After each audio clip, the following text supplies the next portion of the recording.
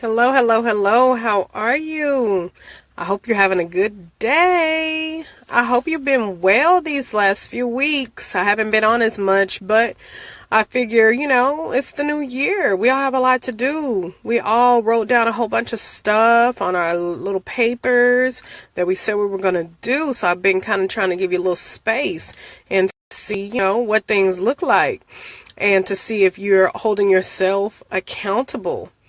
And so basically, how's it going? If you're watching this on the replay, let me just say thank you. Thank you so much for taking the time to stop in and, to share this with your friends. Please let me know in the comments, like, how are things going? Is it as easy or harder than you thought it would be? Because I know for most of us, this is not our first time around this being, whether it's improving your diabetes or and just checking your levels and taking your meds and taking insulin, or if it's improving your diabetes by improving your diet or getting more exercise. So there's a lot to be done. So I want to know where you are in the process. And for those of you who don't know me, I'm Carmela Bell, your diabetes strategist and resident diabetes butt-kicking mom.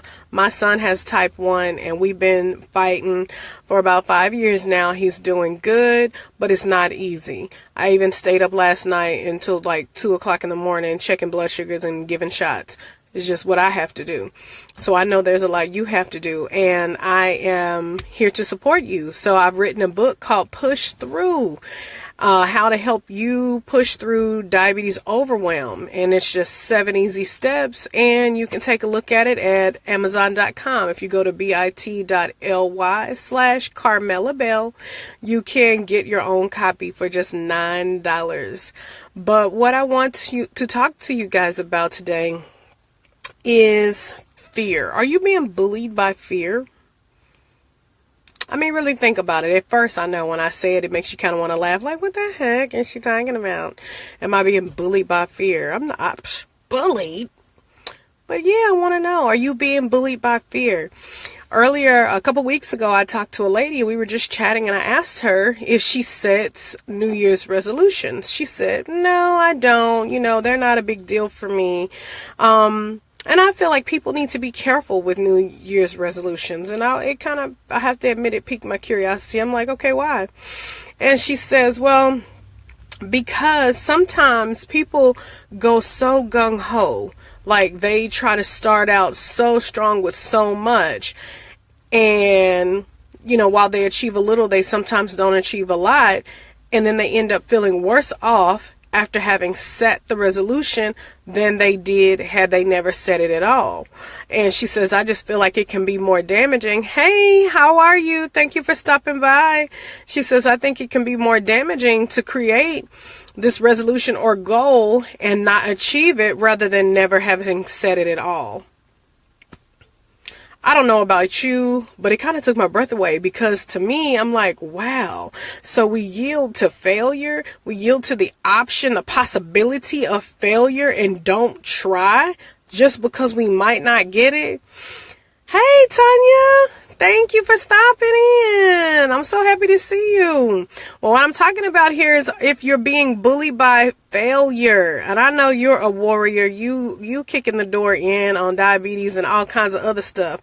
But I'm sure there have been times where maybe, you weren't as strong. And so what I'm talking about right now is how people don't want to be bullied by fear. Thank you for the hearts. I appreciate it.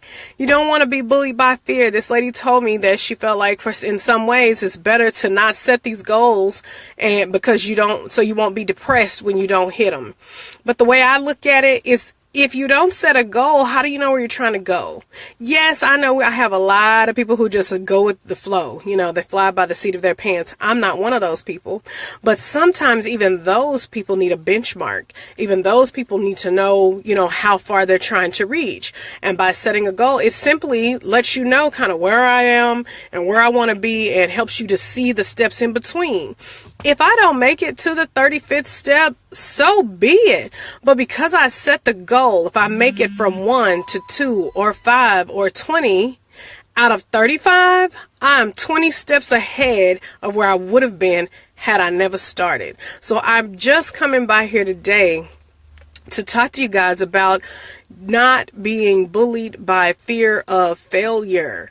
Because the truth be told, even if you didn't get it done perfectly, you did something and you're already a few steps closer to where you want to be. So please set your goals and set big ones. Even if it takes you 6 months or a year to reach them, set them anyway and take baby steps to get there, because it's worth trying. Your diabetes is worth trying. Losing weight is worth trying.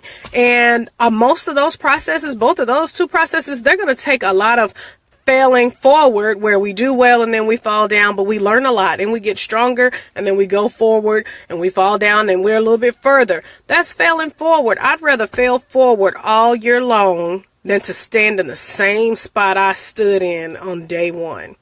To me, that's more depressing. So I just want to know, how are you doing so far? Are you practicing, getting stronger? Have you set some goals for you to reach? What are your goals for your diabetes this year in 2018? Leave me a comment, let me know, or direct message me, because I truly want to know. And if it seems too overwhelming, let me know that too, because sometimes there are too many pieces to this puzzle and I just want to know where you are. So make sure to let me know where you are and how things are going. But I want you to be well and test often and take care. Bye.